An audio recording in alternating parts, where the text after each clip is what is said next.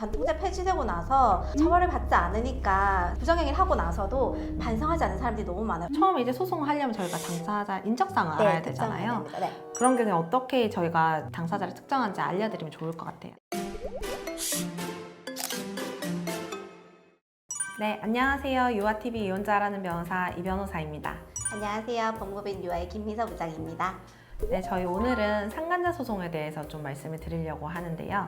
상간자 소송을 일단 두 가지로 나눌 수가 있어요. 하나는 이제 이혼을 하지 않고 그 상간자에게 하는 지방법원에서 하는 상간자 소송이 있고, 그리고 하나는 이제 이혼을 하면서 그 유책 배우자와 함께 소송하는 상간자 소송이 있습니다. 이때는 가정법원이 관할이에요. 이렇게 지방법원, 가정법원 이렇게 관할이 다르긴 한데 그렇다고 해서 크게 금액에 있어서 사실 차이가 있는 것 같진 않아요. 그렇죠? 네. 예전에는 저희 간통죄가 있었잖아요. 근데 2015년 2월에 간통죄가 폐지되면서 그 다음에 합법적으로 할 수 있는 손해배상 청구 소송밖에 없다라고 생각하시면 될 것 같아요. 그럼 사실 간통죄가 폐지되면 좀 금액이 올라야 될 것 같잖아요. 위자료 같은 네. 게. 근데 금액은 잘 오르지 않습니다. 처음 변호사 됐을 때 위자료가 뭐 한 3천만 원 이랬는데 지금도 3천만 원. 네. 변화가 조금씩 생기지 않을까 하긴 한데 여전히 좀 위자료 인정되는 금액이 적어서 당사자들도 그렇고 저도 좀 진행하는 입장에서는 좀 너무 작은 것 같습니다. 부장님이 생각하는 적정한 위자료 금액 얼마죠? 일단 5천만 원 이상은 돼야 되지 않을까요? 네. 저는 1억 이상은 돼야 1억 정도 돼야지. 그때랑 지금이랑 그 물가 차이가. 그렇죠. 위자료라는 거는 잘못한 만큼 손해를 배상하는 정도의 그런 개념도 있지만 그런 예방적 차원의 이런 네. 효과도 있어야 된다고 생각하거든요.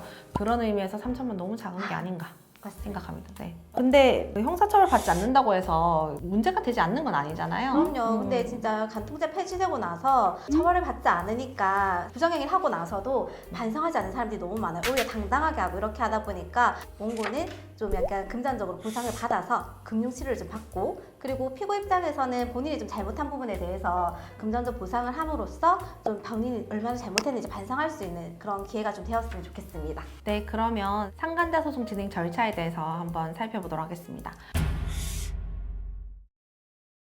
처음에 이제 소송을 하려면 저희가 당사자 인적사항을 알아야 되잖아요. 네. 피고가 먼저 특정이 돼야 되는데 보통 전화번호 정도 아시고 오는 경우가 많기 때문에 그런 경우에 어떻게 저희가 당사자를 특정하는지 알려드리면 좋을 것 같아요. 의뢰인분들 오시면은 누구를 만났는지에 대해서 전화번호랑 이름 정도를 알고 계신 경우들이 많아요. 그럼 저희가 그 상간자의 전화번호하고 이름을 바탕으로 해서 통신사에다가 사실조회 신청이라는 걸 합니다. 보통 통신사는 3사 통신사를 대표적으로 진행을 하는데요. SK랑 LG, U+, 그다음에 KT에 진행을 하는데, 여기다 저희가 조회를 하면은 이 전화번호와 이름을 바탕으로 해서 주민번호, 주소에 대해서 개인정보를 저희 쪽으로 제공을 해줘요. 그럼 그걸 바탕으로 해서 당사자 특정을 하게 됩니다. 혹시 조건이 누구나 할 수 있는 거는 변호사 자격증 있고 그런 게 있어야 돼요? 소송을 하시면 누구나 할 수 있어요. 근데 보통은 대리인 선임해서 하시니까 네. 대리인들이 해드리죠. 다만 법원을 통해서 절차적으로 진행을 해야 합니다. 이름이랑 전화번호를 알면 이렇게 사실조회 신청을 하면 되는데 전화번호만 아는 경우가 있어요. 그리고 네. 또 저희가 부정행위 또 증거 보면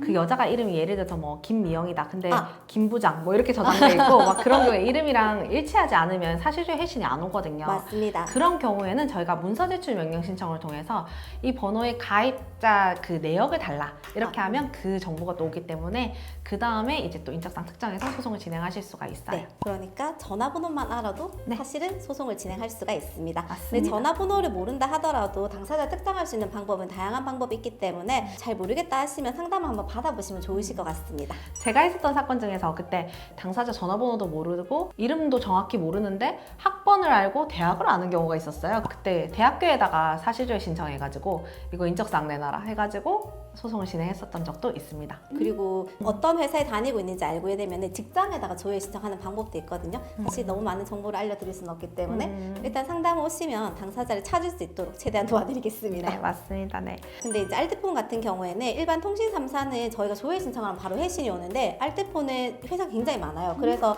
그 당사자 특정을 하고 회신을 받는 데까지 시간이 좀 걸리거든요. 그래서 좀 여유를 가지고 진행하시는 게 좋을 것 같습니다. 네.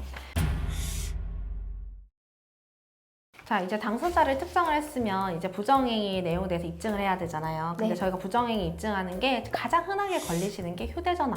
휴대전화에 뭐 문자, 카톡 뭐 이런 게 있어가지고 그걸 보고 저희가 부정행위를 특정을 하거든요. 이런 경우에 보통 이걸 증거로 찍어가지고 제출을 하는데 만약에 배우자의 잠금장치가 되어 있는 거를 배우자의 동의 없이 저희가 이렇게 했다. 그러면 정보통신망법 비밀침해죄 위반으로 처벌받으실 수도 있어요. 보통 저희가 많이 내거든요, 종종. 네, 맞습니다. 네. 그렇게 처벌된 적은 사실 없는 것 같아요. 네. 그게 보통 배우자 사이에서는 비밀번호를 서로 공유하고 있다든지 아니 잔금 패턴을 공유하고 있다든지 그렇게 했기 때문에 사실은 연거잖아요. 내가 네. 뭐 신도 아니고 이렇게 막 해볼 수 네. 없기 때문에 그래서 그렇게 묵시적 그리고 명시적으로 동의가 있는 경우에는 처벌이 안 되기 때문에 그 부분은 그렇게 걱정하실 필요까지는 없는 것 네, 같습니다. 가장 많이 사용하는 증거가 바로 문자 메시지나 카카오톡 대화 내용들을 많이 쓰는 것 같거든요. 네, 그래서 또 정보통신망법 위반으로 또 고소당하셨던 적이 있어요. 네. 실제로 당하는 경우도 있거든요. 그때 어떤 경우였냐면 당사자끼리 이제 이혼 소송을 진행 중에 원래 비밀번호를 공유하고 있었다 하더라도 당연히 내 메일에 들어가지고 보는 거 허락하지 않을 거잖아요. 근데 그 들어가지고 확인하고 상대방 변호사랑 대화한 거를 이미 다 이렇게 보신 거예요. 근데 그게 IP 이렇게 확인해가지고 본인이 로그인 안 한 게 이렇게 딱 들켜가지고 벌금 받으신 적이 있습니다. 그렇기 때문에 그런 부분 조심하셔야 돼요. 그렇지만 제가 저번에도 잠깐 설명을 드렸었는데 저희가 형사재판이랑 달리 민사재판은 자유심증주의라고 해서 그 불법 수집 증거도 증거로는 다 사용이 가능합니다. 그렇기 때문에 좀 의논하셔가지고 이렇게 증거로 제출하시는 게 좋을 것 같아요.